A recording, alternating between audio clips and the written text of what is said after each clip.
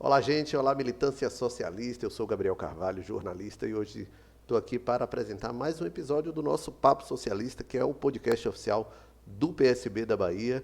E a gente traz uma convidada mais que especial. Ela que foi secretária de Política para as Mulheres, deputada federal, é pré-candidata à Câmara dos Deputados para mais um mandato. E eu estou aqui com Elisângela Araújo, que vem do movimento social também, e é uma mulher de luta que a gente tem um prazer de tê-la no PSB e de tê-la aqui no nosso Papo Socialista. Olá, Gabriel, que bom estar aqui, né? Quero agradecer a oportunidade de estar aqui no Papo Socialista, né? Para dialogar um pouco sobre minha trajetória, as perspectivas, estar aqui nesse momento com você. Estou à disposição para a gente dialogar e, para mim, é uma honra estar aqui com vocês. Olha, a história que todos conhecem é da Elisângela secretária, da Elisângela deputada, mas antes disso, até chegar nesses dois importantes destinos, qual foi a estrada da Elisângela desde o início até aqui? É uma longa trajetória, uma estrada, né? Eu sou natural de Valente, né, do território do Cinzal. Hoje minha cidade de origem é São Domingos, porque era um distrito, né, de Valente. E eu iniciei a minha militância muito cedo, né, na minha adolescência, até na pré-adolescência, né, nas comunidades eclesiais de base, depois para o Sindicato dos Trabalhadores. Na época a gente era Sindicato dos Trabalhadores Rurais, hoje somos Sindicatos da Agricultura Familiar. E fui dirigente da CUT Bahia, da Central Única dos Trabalhadores, né, também da CUT Brasil, né, fiquei até 2019 na Executiva Nacional. Assumi também a direção de uma federação nacional, a CONTRAF, Confederação Nacional de Trabalhadores e Trabalhadoras da Agricultura Familiar. Fui a primeira presidenta dessa confederação. Também militei no Partido dos Trabalhadores, né, assumi a Secretaria Agrária. Eu tive uma militância aqui na Bahia, a gente também... Eu tive um período muito grande de militância nacional, né? Passei de 2000 até 2019 na militância nacional. Então, sempre no movimento sindical, na central sindical, e nessa organização que é nova, né, é uma organização sindical, um sistema de organização dos trabalhadores e das trabalhadoras na agricultura familiar, que foi criado no sul do Brasil. Depois a gente ampliou, mas a primeira presidenta fui eu, né, coordenadora geral. E também tive, nesse tempo de militância, assumi espaços importantes, como ser conselheira de um conselho do Conselho de Segurança Alimentar, né, no Conselho, de todo um debate que a gente fazia sobre a produção. Tive várias oportunidades a partir dessa pauta da segurança alimentar também, de espaços internacionais, né, a questão também de clima, de muito debate que eu participei, até hoje sou parte de tudo isso, mas sempre também na militância partidária, né? Fui candidata em 2018, né? Tive mais de 64 mil votos, e depois continuei nos movimentos sociais aqui na Bahia. Também coordenei um fórum baiano de agricultura familiar, que congrega mais de 40 organizações cooperativas, movimentos sociais, ONGs, né, que trabalha com a agricultura familiar, né. Sim, sempre tive... Aí, quando foi em 2022, eu também fui candidata novamente, né, tive mais de 73 mil votos e fiquei na segunda suplência da federação, e fui convidada pelo governador Jerônimo para assumir a Secretaria de Política para as Mulheres. Fiquei lá há quase 2 anos, assumiu o mandato, e agora estamos de novo aí pleiteando uma nova oportunidade. E agora no PSB. E agora no PSB. E que conquistas a senhora pode destacar da sua participação lá na SPM? Eu lembro de uma coisa muito interessante, que foi a campanha Oxe Me Respeite, de combate ao assédio sexual durante festas como Carnaval, como São João, mas, além disso, teve muitas outras ações, né? A gente criou uma plataforma, Elas à Frente, né? Então, hoje me respeita nos grandes eventos, como agora, até o momento continua, né? Agora nós temos a secretária Camila, hoje eu estava conversando com ela, Ela, não, estamos tocando aí, tanto hoje me respeita também nas escolas, no processo também que a gente trabalha essa questão das relações de gênero, as violências de gênero também.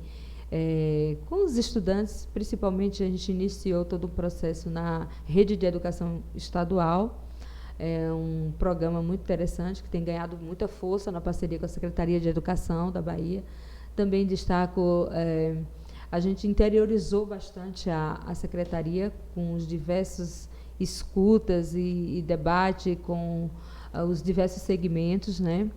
Temos, além desses 2 programas importantes, a gente também atuou bastante na questão da autonomia econômica, da renda das mulheres, porque 47% das mulheres não denunciam os agressores porque ela não tem uma autonomia econômica para a sustentação dos seus filhos, da casa, da vida, e essas mulheres, a gente tem trabalhado muito isso. Eu tenho programas com elas na pesca, mulheres no cooperativismo. Então, esses programas de empreendedorismo, o selo Lilás também, que foi um projeto de lei da deputada Neuza Cadori, mas a gente que colocou em prática, né, o governo Jerônimo que sancionou e tal, e o projeto do selo, que hoje já tem mais de 200 empresas e organizações não governamentais que estão com práticas com relação ao enfrentamento, né, de violências no local de trabalho, também a ascensão de cargos. São ações para a promoção também profissional das mulheres, como também com relação ao enfrentamento às violências e a questão da saúde da mulher no ambiente de trabalho. Como a gente sabe, né, a dupla, tripla jornada de trabalho traz diversos problemas na vida das mulheres, principalmente nós mulheres que temos que ter um cuidado, mas na saúde, porque a gente é responsável pela reprodução, né? Quem engravida, quem tem o bebê, né? Somos nós. Claro que não fazemos sozinha, mas é o nosso corpo. Então, essa questão da saúde da mulher no local de trabalho, na vida como um todo.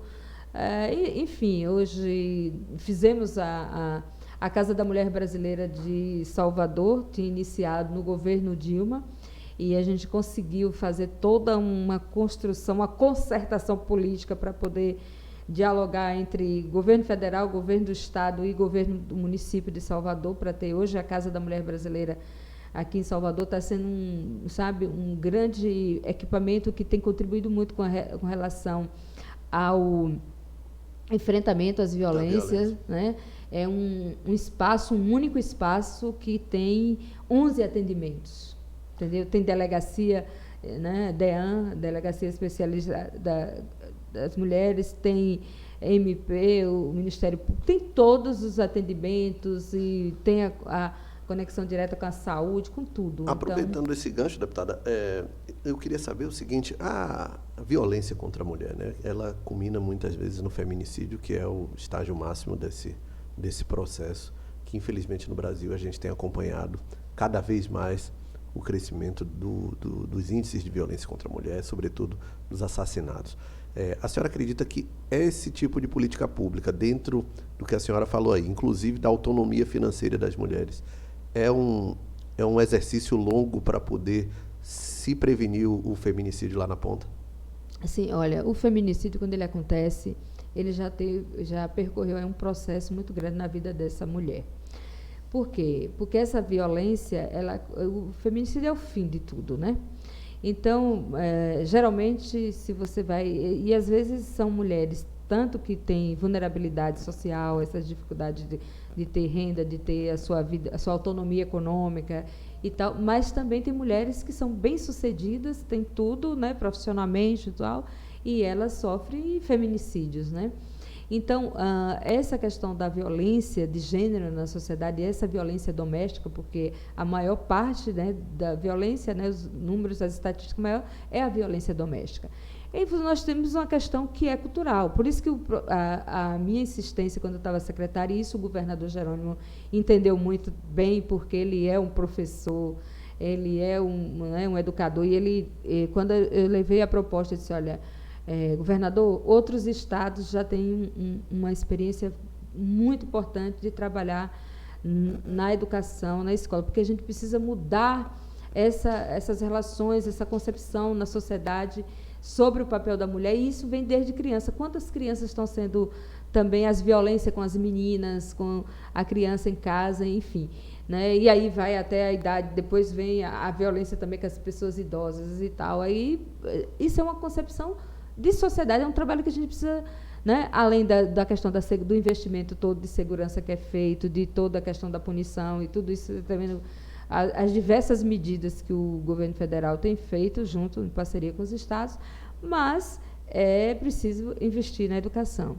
E aí ele falou, não, eu acho que é isso, vamos começar em casa o trabalho que é com as escolas do estado, e por aí foi. Também os programas que a gente desenvolve hoje, tanto aqui na Bahia como hoje a nível do Ministério também, é muito voltado também nessa questão. Além de você fazer uma qualificação profissional para você ter uma oportunidade econômica, mas você também trabalha esse lado das relações, do debate, do que é o respeito, né, como se relaciona. E se a criança ela entender isso desde criança, em casa e na escola, ela vai mudar essa mentalidade, né? Você vê que quando a pessoa tem uma família estruturada, que a criança tem conhecimento, nas relações em casa não tem agressão, não tem tal, essa pessoa dificilmente ela vai viver uma relação onde, quando tiver problema, ela vai agir de forma,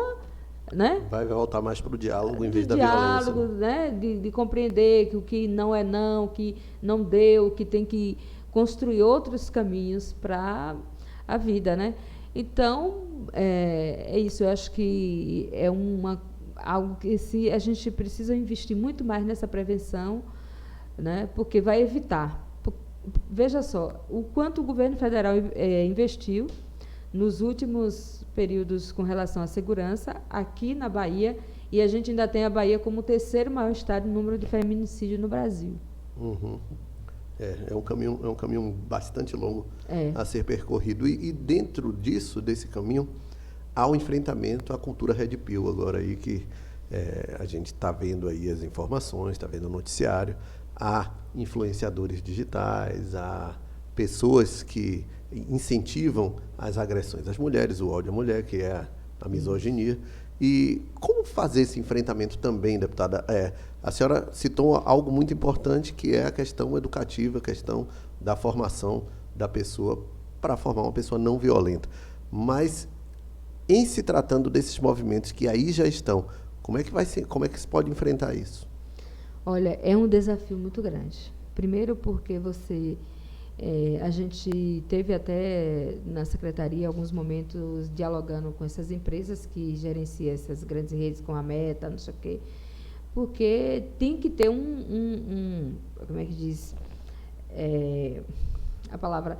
Porque você não pode, tem que ter tem que ter uma regulação. Uma regulação sobre isso, do que falar, do que mostrar, do que... Então, e o Ministério das Mulheres também fez muito isso, puxou muito esse debate e até hoje está enfrentando isso, né?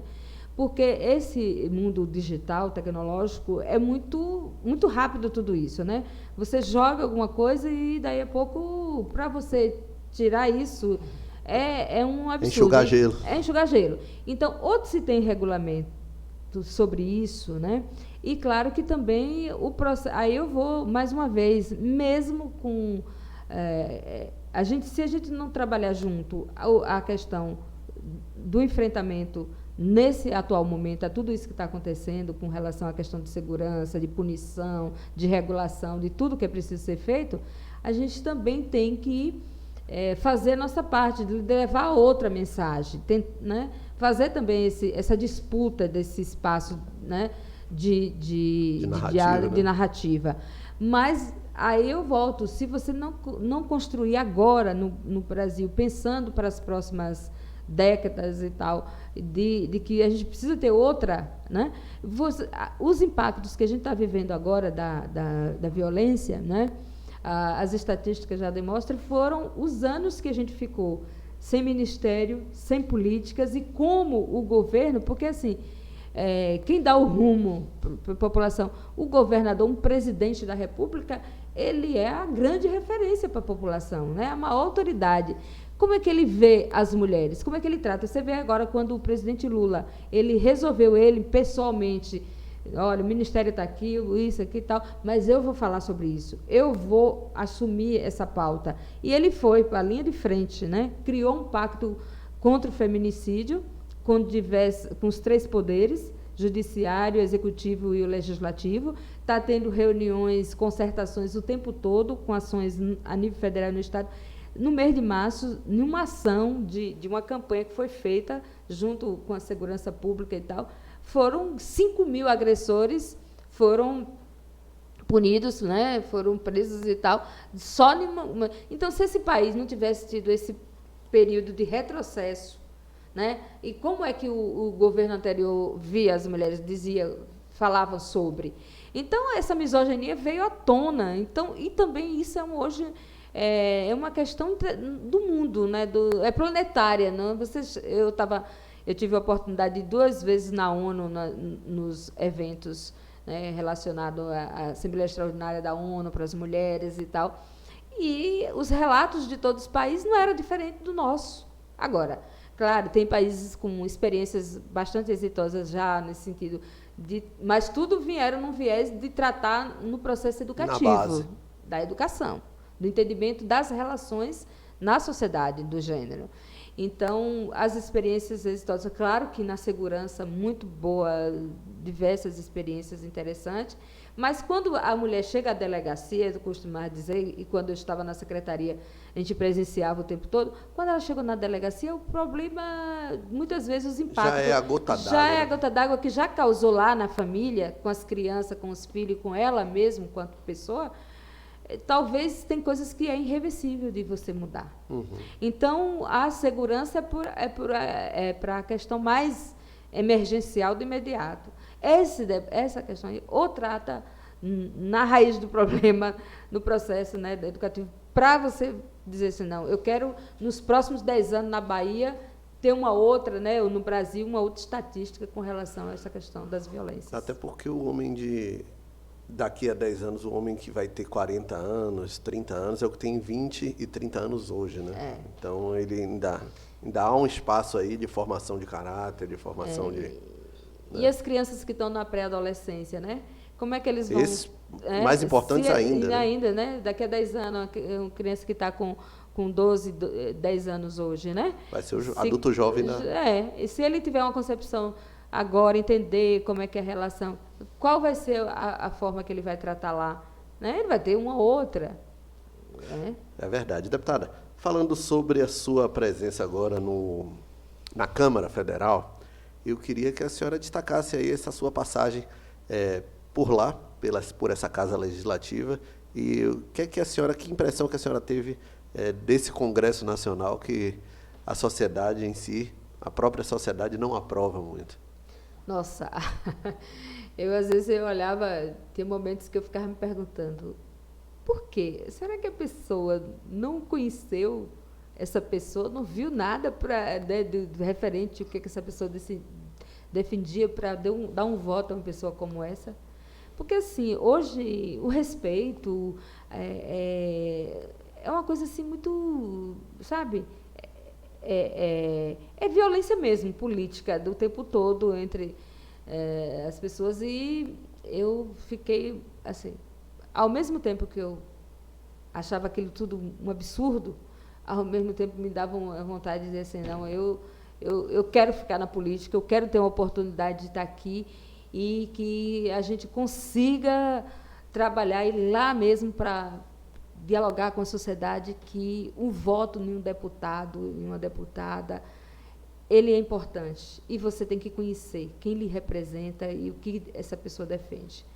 Porque é muito absurdo. A Comissão de Agricultura, que eu tive a oportunidade de ser titular da comissão, nos 2 momentos que eu assumi, lá no Congresso, eu achava, sabe, teve dias da Marina, né, nossa ministra, ex-ministra do Meio Ambiente lá, que eu olhei assim, que tanto desrespeito, como você pode tratar uma pessoa, eu disse para um deputado, eu disse assim, Como você gostaria de ser tratada assim?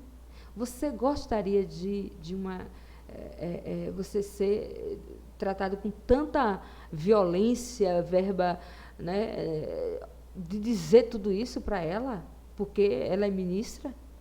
Né? Respeita. Aí ele olhou assim para mim, a senhora é nova aqui, não sabe o que a gente passa aqui. Eu digo, não, mas nada justifica, porque o que eu não quero para mim, eu não quero para outra pessoa. Eu tenho divergências ideológicas aqui, mas eu respeito as pessoas. Então, é desrespeito mesmo, é um desnível, é uma falta de, sei lá, de... A senhora me contou aqui nos bastidores, inclusive, a sessão de posse da presidente Érica Hilton na Comissão da Mulher, que é a deputada federal, que é uma mulher trans, e foi um dos episódios mais horríveis que a senhora presenciou lá naquela casa. Sim. Às vezes, eu não esperava tanta raiva, né? Tanto ódio que as pessoas jogavam ali. Na relação, parecia que ela não era uma pessoa humana, ela era um objeto qualquer, ela não podia estar na sociedade pelo simples fato de uma escolha dela, de pessoa que é... A gente vive num país democrático, onde as pessoas são livres. São livres para fazer as suas escolhas. As suas escolhas de vida pessoal, isso não quer dizer que a pessoa não... Sabe? Uma mulher com muita capacidade, uma mulher com princípios, né, ideológicos, uma mulher que sabe o que ela estava fazendo ali, com capacidade de liderar aquela comissão, e ela ser tratada, aquilo, sabe, marcou para a gente. A senhora vê uma certa hipocrisia nesse Congresso Nacional, que eles se dizem conservadores. E ontem, na votação lá do Messias para o STF, o Messias que se declarava evangélico, contra a prática do aborto, e, no entanto, que é a pauta que eles defendem, e, no entanto, ele não foi votado por essa turma que defende essas pautas. Muitas contradições. Eu já estava lendo algumas coisas assim, né? Algumas manchetes, jornais, e uns diziam assim, ele estava usando... Olha o argumento agora. Ele não era nada disso. Ele estava usando esse argumento de ser evangélico, de ser contra o aborto, de ser isso e aquilo, para poder ganhar esse voto desse segmento, mas ele não é. Então, o que a gente está vendo tudo isso? É porque ele foi uma indicação do presidente Lula, né? Então, é uma indicação de... Está tão polarizada essa coisa da esquerda e da direita, de não sei o quê. Essas pessoas estão tão agressivas a um ponto, né? Aí essa distorção. O que vai? Aí a gente vai ver como é que a gente vai enfrentar as eleições num processo desse. As pessoas hoje, 40% das pessoas recebendo informações, se informando pelo WhatsApp. Então, gente, vai ser muito... E é uma realidade paralela, né, que foi implantada no país, e as pessoas acreditam naquilo e têm aquilo como verdade absoluta. É um negócio totalmente fora da curva. Mas quais são os seus planos, deputada, para essas eleições de 2026? A senhora é pré-candidata, acabou trocando de partido, tinha uma militância histórica no PT, que é o Partido dos Trabalhadores, e agora vem para o PSB. Queria que a senhora falasse sobre essa mudança de partido e sobre os seus planos para esse ano de 2026. Bem, Gabriel, assim, foi uma mudança para mim muito pensada, planejada, né? Eu fiquei 33 anos no PT, entrei no PT na minha adolescência, né? Sempre assumindo uma tarefa, desde a juventude, as mulheres, o agrário, tudo, né? Sempre tive um papel a cumprir ali naquele partido, que faz parte da minha vida, né? O PT é um partido extraordinário, um partido que consegue, né, ter uma liderança como o presidente Lula, que teve a capacidade de passar por todo esse processo de marginalização, né, de discriminação, de criminalização, melhor dizendo, e volta a governar o país, né? O presidente Lula no terceiro mandato tem uma concepção de projeto de sociedade fantástica, né? Então é por isso que também consegue trazer tantos outros partidos para essa grande frente de governança do país.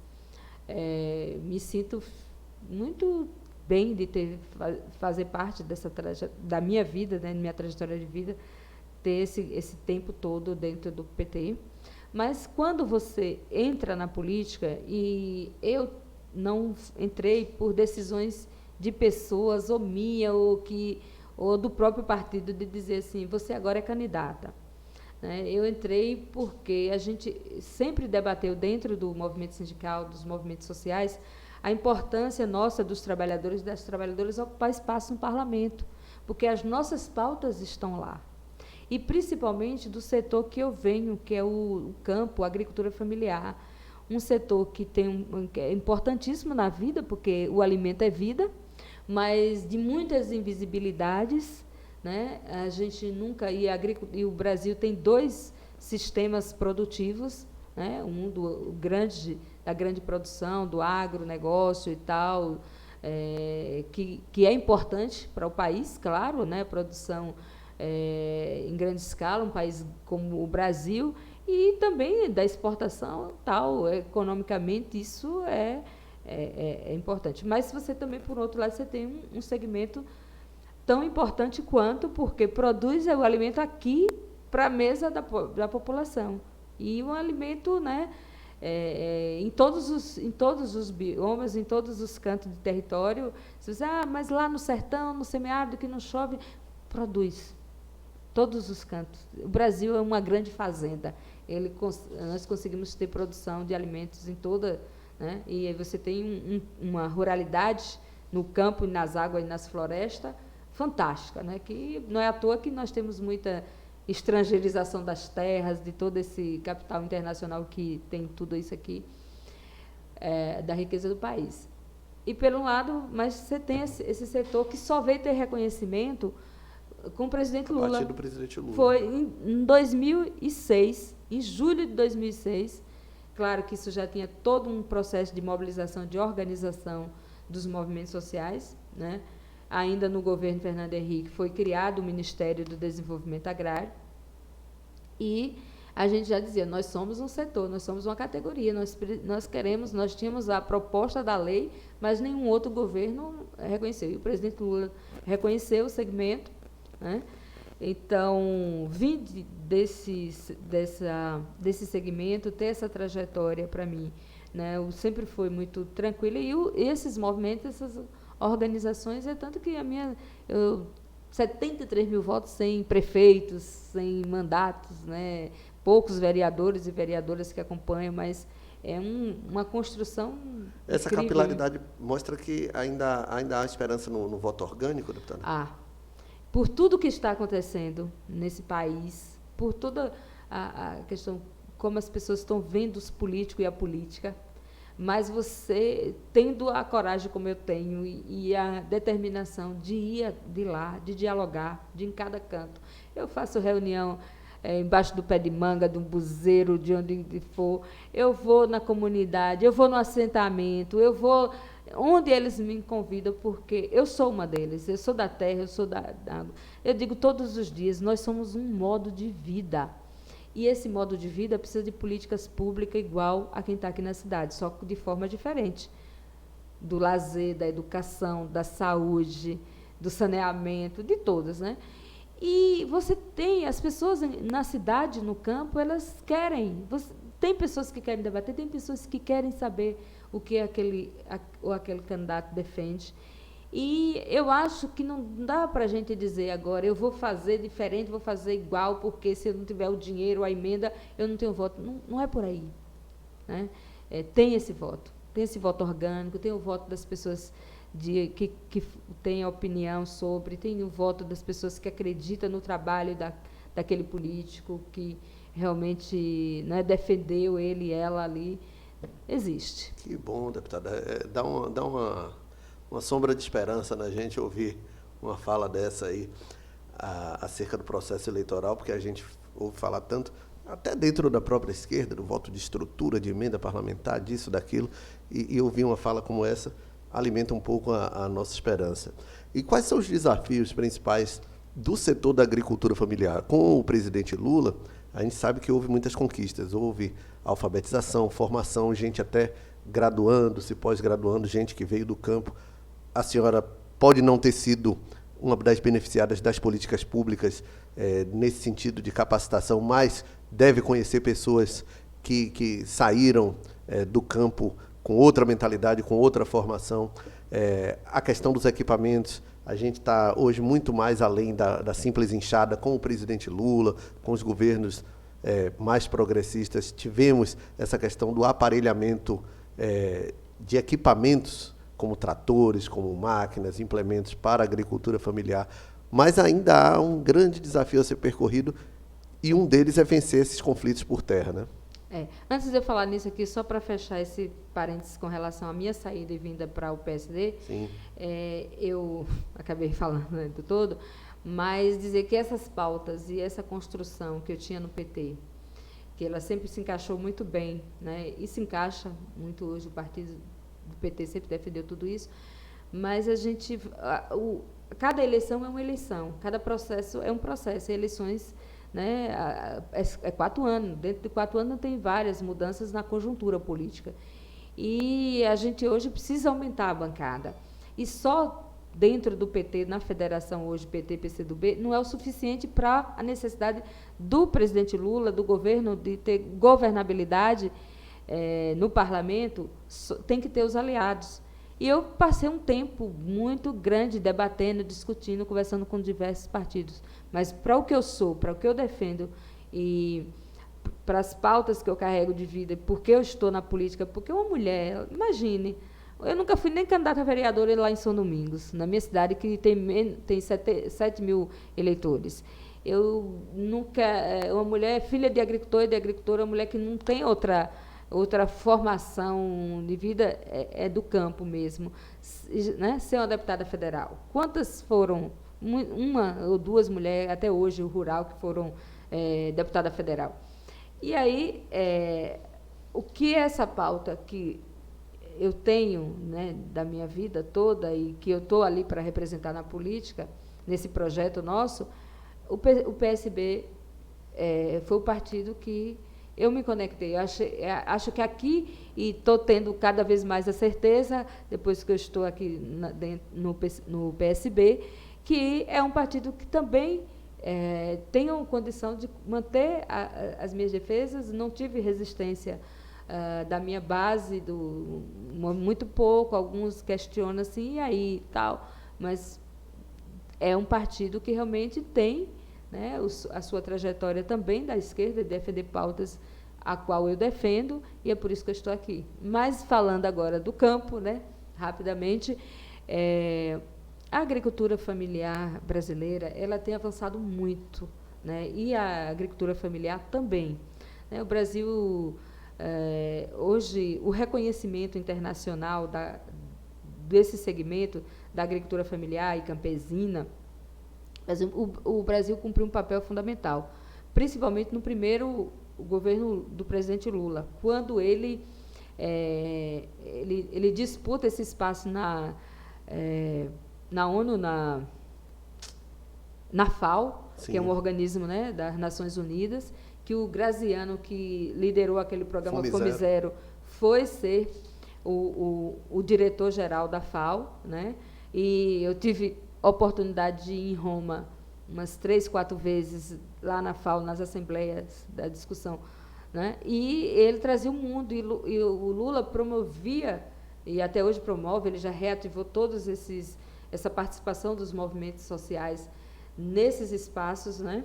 E a gente ia lá para todas as conferências, os debates, e com isso a gente ia também para os outros países. Eu fui para a África, fui para vários países aqui da América Latina, falar da experiência nossa organizativa dos movimentos na parceria com o governo para os trabalhadores, os agricultores, acessar políticas públicas. Então, hoje, nós somos a Bahia, é o estado o maior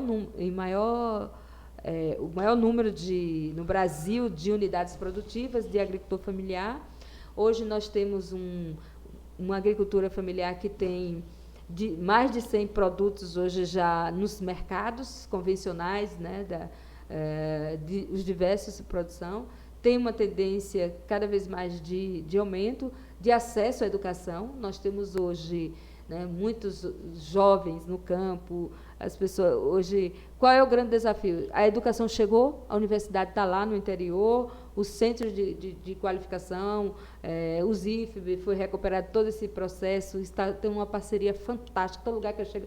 Eu estava sábado lá em Monte Santo, numa escola família agrícola, lá no meio do sertão, e estava lá, tinha 4 instituições de ensino junto com a gente nesse debate sobre a convivência com o bioma caatinga. Estava lá o FRB, estava lá a UFES de Feira de Santana, estava lá a UNEB e a UFBA, e os professores do IFBA baiano, lá, né, do IFBA baiano, discutindo junto, apresentando proposta, fazendo essa que os meninos fazem o ensino médio lá na Escola Família e depois estão ingressando. Aí, a outra semana anterior, eu estava em Conceição do Coité, na formatura dos primeiros agroecólogos, que são... nós só tinha formação de agrônomo, né? E hoje nós temos agroecólogo, formado pela UNEB, que é o estudo da agroecologia. Da agroecologia. As pessoas especializadas são filhos de agricultoras, estudantes tendo acesso à universidade. Então, qual é hoje o grande desafio? A renda. É ainda a gente sobreviver daquilo que a gente produz. O processo do cooperativismo aumentou muito. Quem ouvia falar numa cooperativa na Bahia, como a cooperativa hoje do iogurte, da Copag, que tem tudo... Era no sul do Brasil. Eu ia para as feiras no Rio Grande do Sul, Santa Catarina, em diversas... Ficava, meu Deus, trazia a sacola cheia das coisas, do salame, da geleia, do não sei o quê, porque a gente não conseguia nada, né? Não ter nada disso embalado, industrializado, com a liberação. Hoje nós temos na Bahia, sabia que nós temos 1.500 agricultores já com selo de orgânico. Aquele selo de orgânico, do produto orgânico, que você só vê num produto de uma grande empresa, está lá. São 1.500 na Bahia. Na Bahia, e vamos, acho que até o final desse ano vamos estar a mais de 2.000.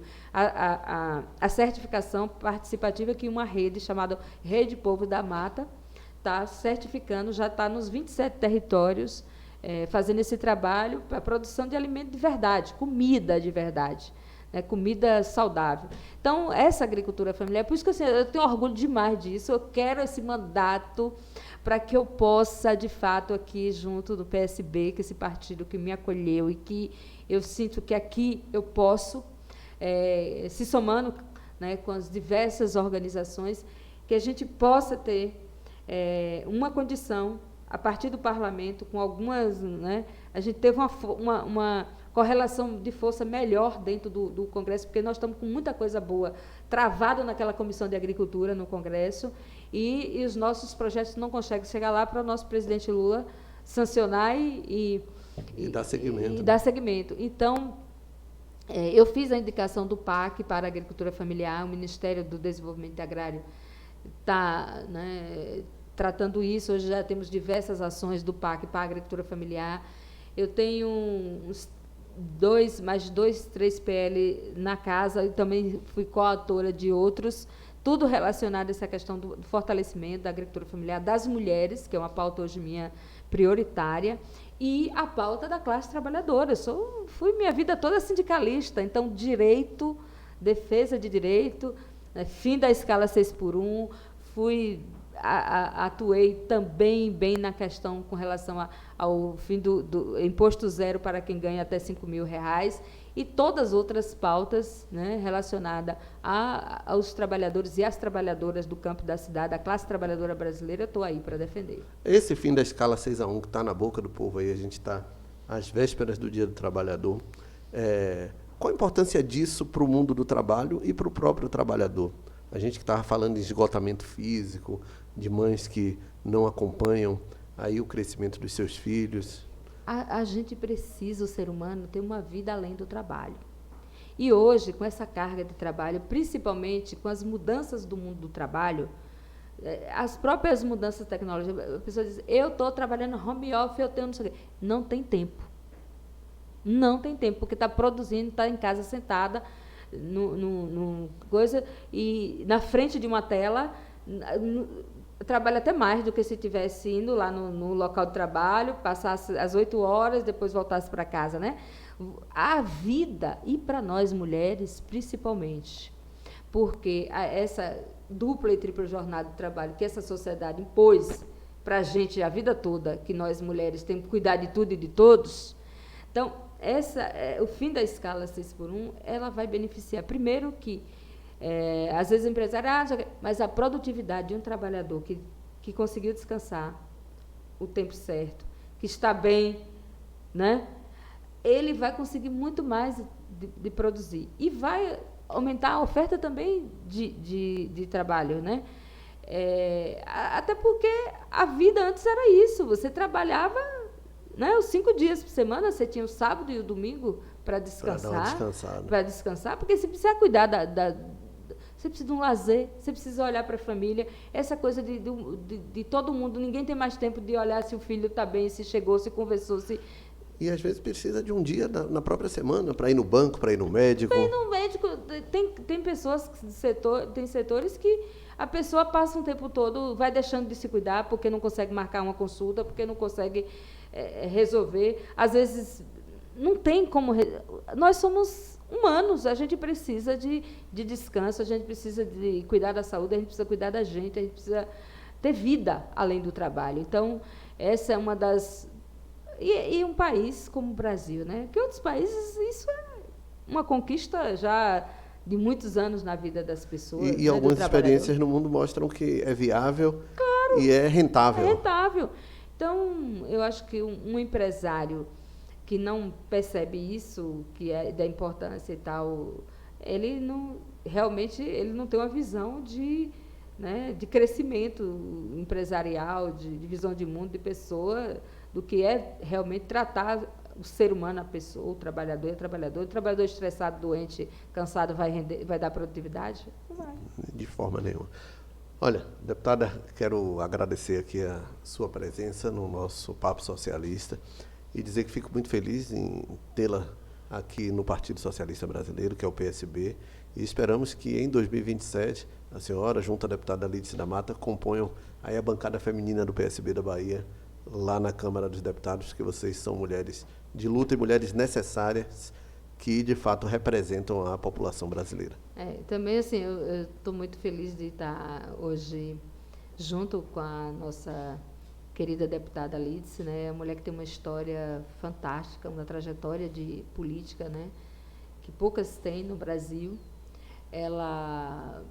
O convite, ela que me fez esse convite o tempo todo e eu dizia, não, acho que não dá, e ela me convencia e tal. Então, assim, estou muito aqui também, porque uma mulher como ela, caminhar ao lado dela, isso é muito importante para mim. Acredito que aqui o PSB, na Bahia, ele tende a um crescimento maior nessas eleições, né, principalmente no que diz respeito à bancada federal. E estou aqui para contribuir, estou à disposição, nós podemos dialogar sempre que for preciso. Tem tantas outras pautas aí que a gente pode estar abordando mais especificamente, né?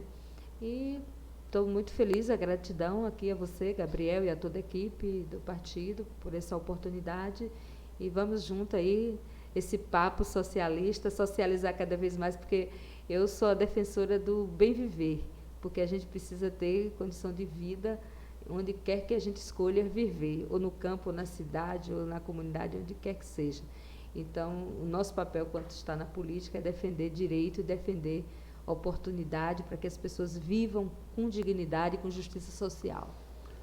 Obrigado a você que acompanhou a gente aqui no Papo Socialista. Marque aí nas notificações, ative o sininho para você receber as notícias do nosso canal primeiro, coloque aí entre os favoritos, encaminhe esse link para outras pessoas, porque está imperdível essa entrevista com a deputada Elisângela Araújo, que é pré-candidata a uma vaga na Câmara Federal, aqui pelo Partido Socialista Brasileiro, PSB.